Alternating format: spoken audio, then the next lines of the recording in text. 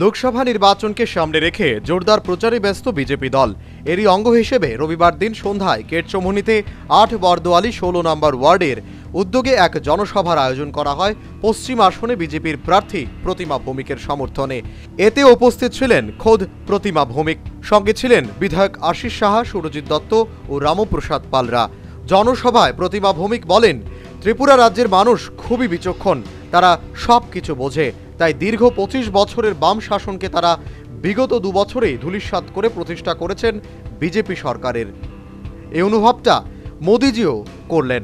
তাই রবিবার রাজ্যে এসে উদয়পুরের জনসভায় রাজ্যের মানুষদের অভিনন্দনও জানান মোদিজি। ত্রিপুরা রাজ্যের যারা ভোটার, যারা গণদেবতা, তারা বিচক্ষণ। ২৫ বছর একটা সিপিএমকে তারা সহ্য করেছে, কিন্তু মমতা ব্যানার্জির দল ও কংগ্রেস অনেক হাত পা মেরেছে, কারোর হাতে ত্রিপুরাকে দেয়নি। নরেন্দ্র মোদীজির জন্য, বিজেপির জন্য, বিপ্লব কুমার দেবের জন্য ওনারা ২ বছর আন্দোলন করে সঠিক জায়গায় ত্রিপুরা রাজ্যের শাসনভার রাজ্যের মানুষ অর্পণ করেছেন। তার জন্য ৩৭ লক্ষ।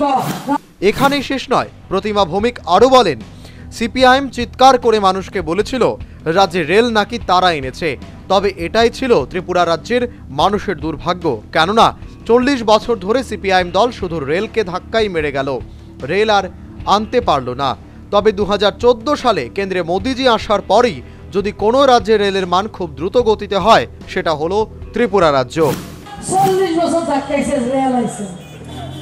এই মোদিজি ২০১৪ সালে আসার পরে গোটা ভারতবর্ষের মধ্যে সবচাইতে যদি রেলের মানচিত্রে কেউ কোন স্টেট সবচেয়ে বেশি উন্নতি করে, সেটা হচ্ছে আমাদের রাজ্য। আমরা কখনো স্বপ্ন কল্পনা করিনি আমরা রাজধানী। তাই প্রতিমা ভৌমিকের কথা একটাই, রাজ্যের ভোটাররা যাতেই বছরও তাদের মূল্যবান ভোট দেন মোদিজিকে, তবেই ত্রিপুরা রাজ্য আগামী দিনে আরও উন্নতির দিকে এগোবে।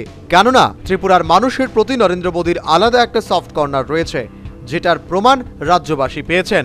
আগামীতে আরও পাবেন আপামর রাজ্যবাসী। Bureau report, News vanguard.